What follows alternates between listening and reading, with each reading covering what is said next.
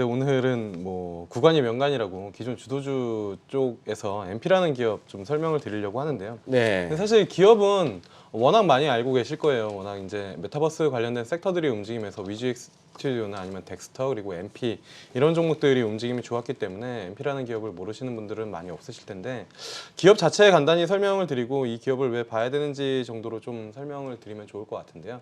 이 기업 같은 경우에는 이제 한 600평 규모로 LED 월 기반으로 해가지고 그 XR 스테이지를 가지고 있는데 이게 이제 국내 최대 규모거든요. 그래서 그거를 바탕으로 이제 그 가상 현실이나 아니면 메타버스를 좀 구현할 수 있는 그런 기술력을 좀 가지고 있다라고 보시면 좋을 것 같고요.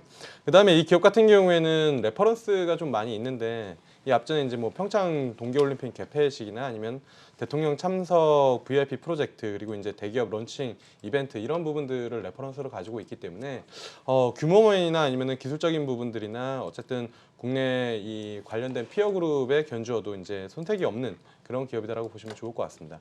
사실 스펙으로 이제 넘어와가지고 이제 주가가 큰 폭으로 좀 상승을 했고 다른 기업들 이제 시가총액이 상당히 좀 높은데 아직 1조를 돌파하지 못하고 오늘 기준으로 시가총액 7천억 원이거든요. 그래서 꾸준히 관심을 가져봐야 되는 기업 중에 하나다라고 보고 있고요.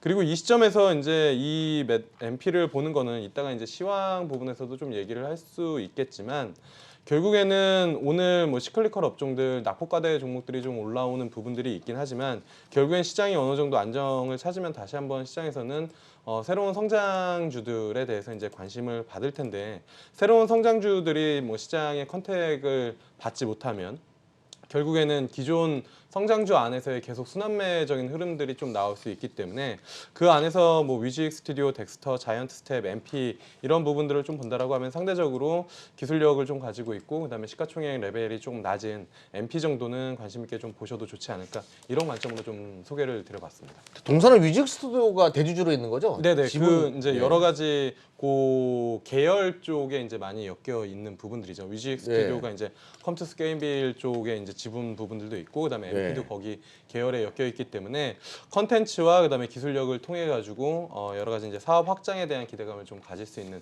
기업이다라고 좀 보시면 좋을 것 같습니다.